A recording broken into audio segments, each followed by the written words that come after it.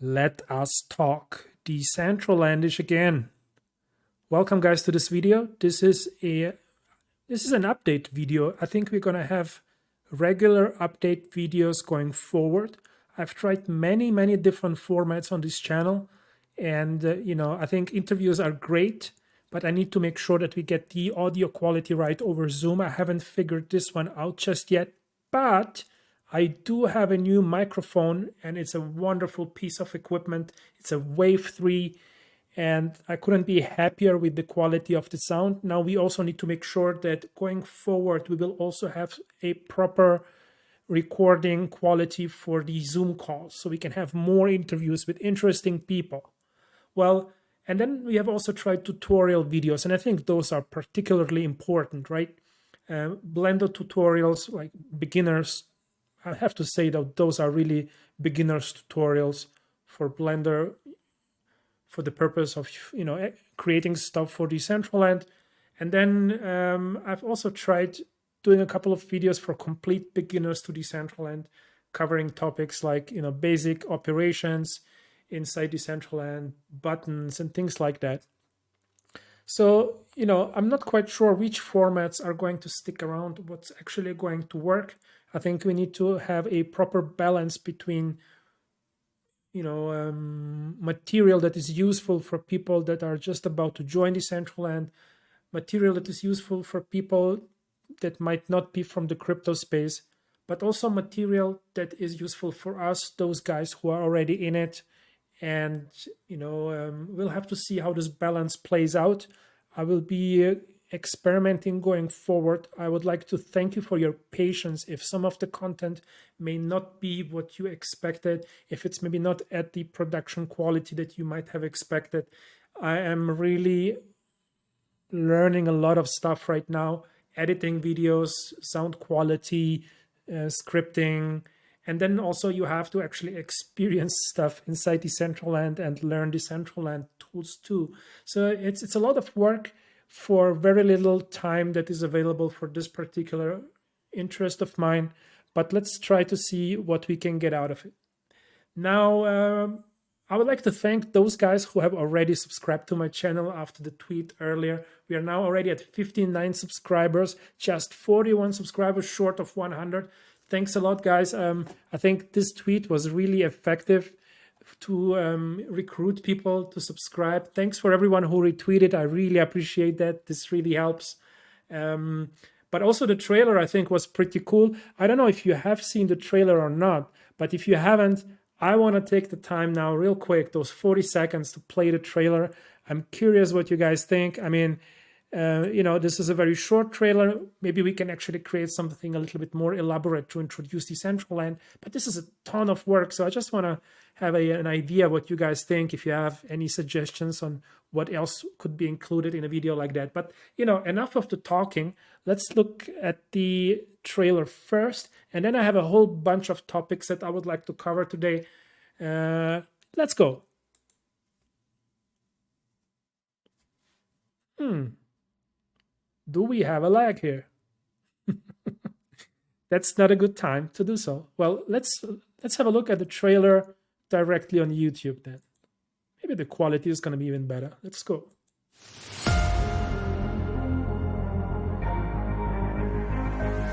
Yeah.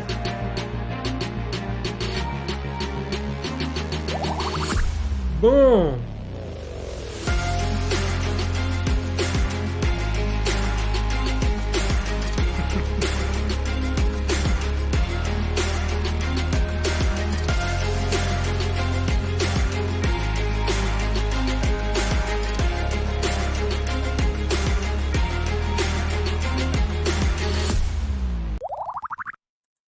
Yeah, I mean, I do love the music. You cannot not love this soundtrack. Well, this is the trailer video right now that is on Twitter. I hope people will share and like and eventually subscribe. For now, it's looking really good. So in today's menu of topics to discuss, what do we have? Well, we've discussed the subscriptions to the channel. Let's see. Okay, we've got that. So I think let's get into the into the Decentraland stuff right away then. Well, I have bought a lot of wearables today, guys. I have really spent some serious money on wearables. I mean, it really depends. For some of you guys, this is not serious money, but I haven't bought wearables for a while now. And, I've bought one or two pieces here and there. But today I went a little bit crazy, and also yesterday and the day before, I've just felt like there were so many opportunities on OpenSea, especially after the Christmas events. A lot of people who are not Decentralanders, who come from other platforms, who came actually just, to get the goods and dump them onto OpenSea. I found quite a few interesting opportunities, especially with that new winter jacket. There is this new winter jacket in red and in yellow, and I've bought a lot of these. Like, I think I've bought across my accounts, I think I bought maybe 20 of those, maybe even more than 20. I also bought some of these sweaters. I did double down on the Bitcoin sweaters.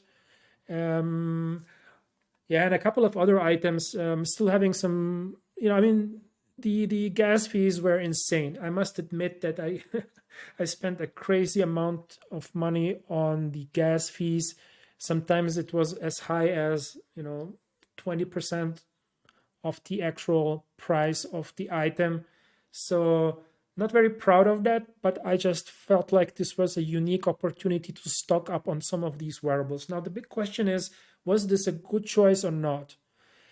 It's such a tough conversation here. There are a couple of things that I would like to say. First of all, we do know that, well, if you've seen the previous video, the one from yesterday, we practically are sure that there is a wearables builder coming soon in about 3 months' time.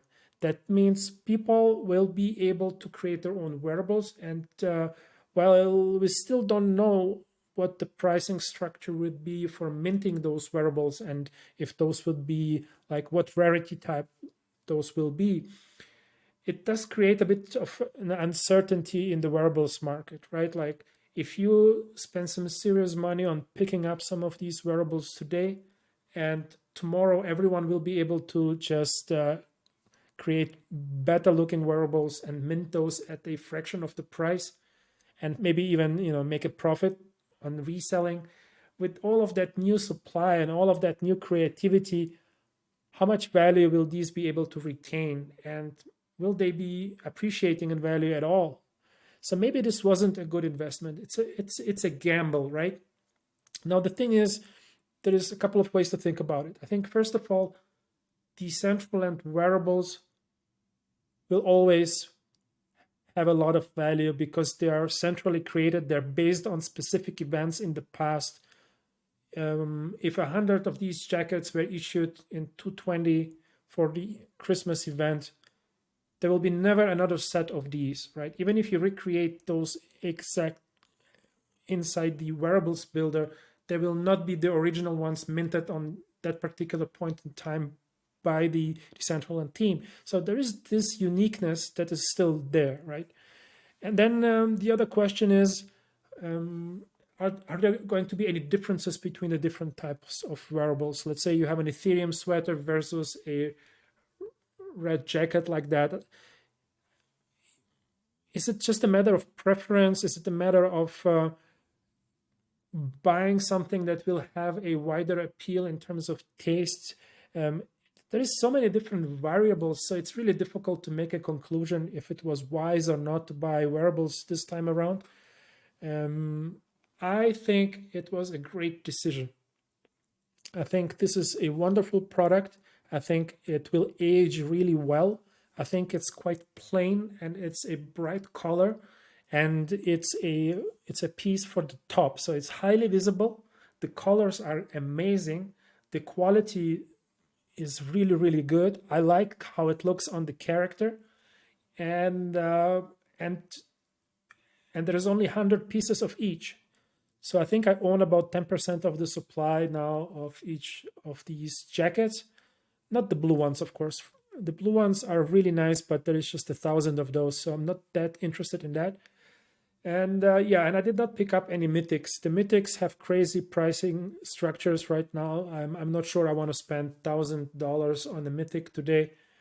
No, I do not want that. Although they might have the highest potential to appreciate in price, it really depends what will happen in the future. One thing I know for sure is that when I look back on some of the stuff that was selling really, really cheap in 2019, well, not in 2019, but stuff that came from 2019, it was selling really cheap still in March and April.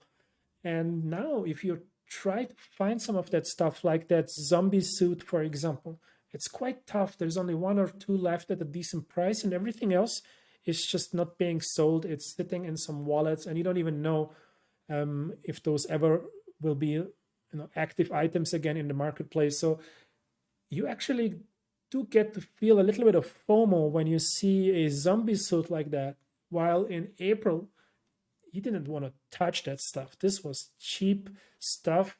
I think it was epic. You thought this is not worth investing into. Today I almost felt like I want to FOMO in on the zombie suit, right? So I think what you need to think of is, in the future, 12 months, 18 months in the future, some of these items are going to look a lot different than they look to you today. They're going to look like classics.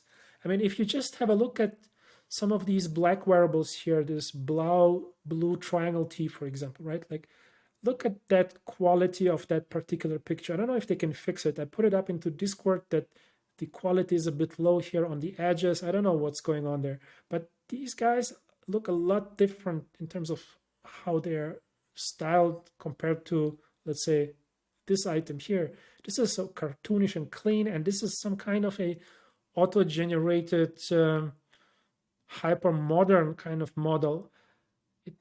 And it's, I don't know, it's really impacting only a few of these models. So it's this hat, it's this hoodie, this t-shirt. Like, compare this t-shirt here to that soccer t-shirt, right? The quality is a lot different. Now, 12 months, 18 months down the line, I think some of these cute little NFTs are going to look vintage. They're going to be very hard to get by. And I think the prices will be exploding for these as soon as we get additional adoption on the platform. Now, one thing, of course, is that if the Ethereum price is going to go through the roof, you will not always be thinking of these items in fiat. You will be thinking of these items in Ethereum, and then they will suddenly feel like they're extremely expensive. So yeah, I mean, of course, if the Ethereum goes to 10,000 and you exchange your Ethereum for NFTs, you will have a huge opportunity cost. That is for sure. It's a tough choice to make. I think if you do want to participate in the platform, if you want to invest time into content creation, into learning the skills to build, if you want to be part of the community, you need some sort of vehicle that will provide you at least some sort of return. Now, I'm not a big fan of the mana token for a large variety of reasons. So the only other way for me is to either buy land or wearables to have some exposure to the success of the platform other than having fun on it. So I felt like I need to stock up on some of these, and I did stock up on those today throughout the whole day. I bought this through a couple of different accounts. I will probably introduce the other accounts that I have to you guys at some point in the future. Not today. I think we have a lot of material to cover today, and I think the video is getting already quite long. We are almost at 15 minutes.